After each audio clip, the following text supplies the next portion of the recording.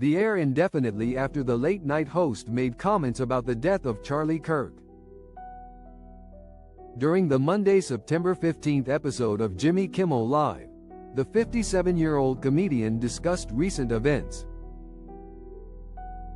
such as President Donald Trump criticizing the NFL's new kickoff rule and sissy football. Kimmel then moved on to Kirk, a right-wing political commentator who was shot and killed while speaking at a campus event at Utah Valley University on September 10. He was 31 years old.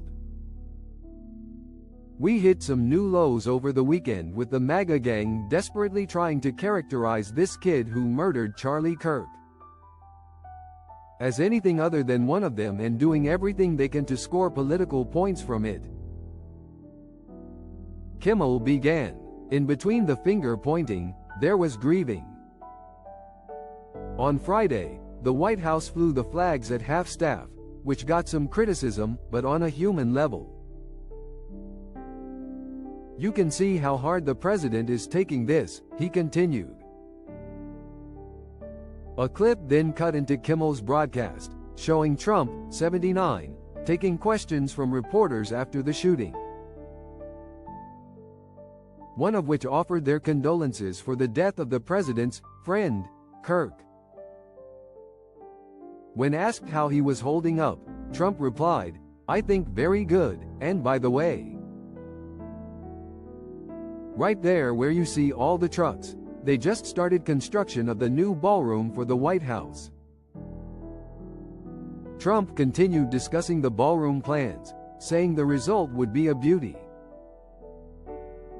The cameras then cut back to Kimmel. "Yes, he's at the fourth stage of grief, construction," the comedian said.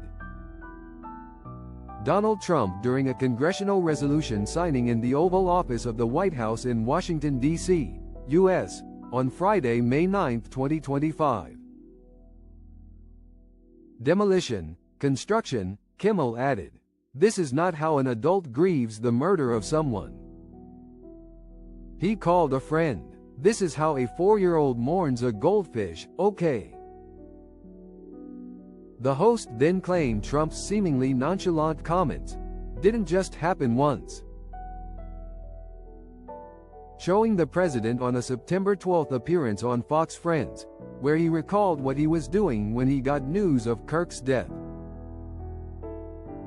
"When I heard it, I was in the midst of, building a grate.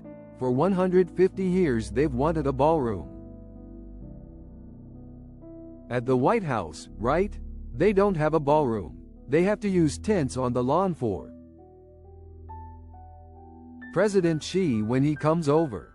If it rains, it's a wipeout," Trump said. "Our new app is here. Free, fun and full of exclusives. Scan to download now."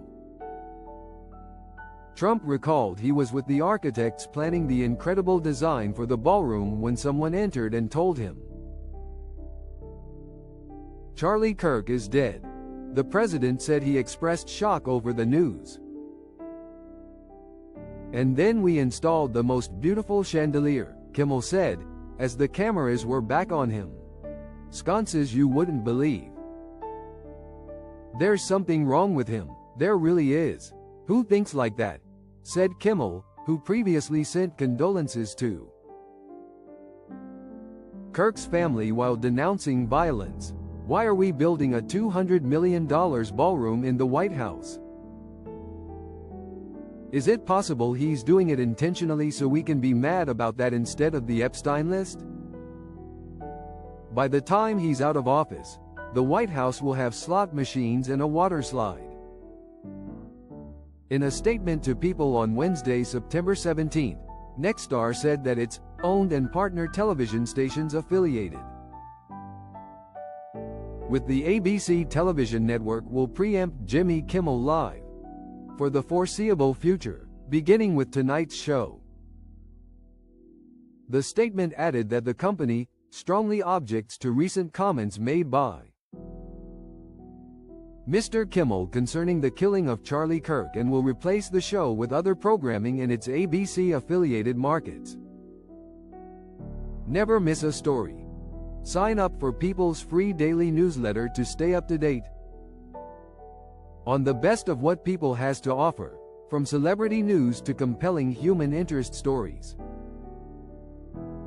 Andrew Alford, president of Nexstar's broadcasting division, elaborated on the decision. In a statement to People, saying, Mr. Kimmel's comments about the death of Mr. Kirk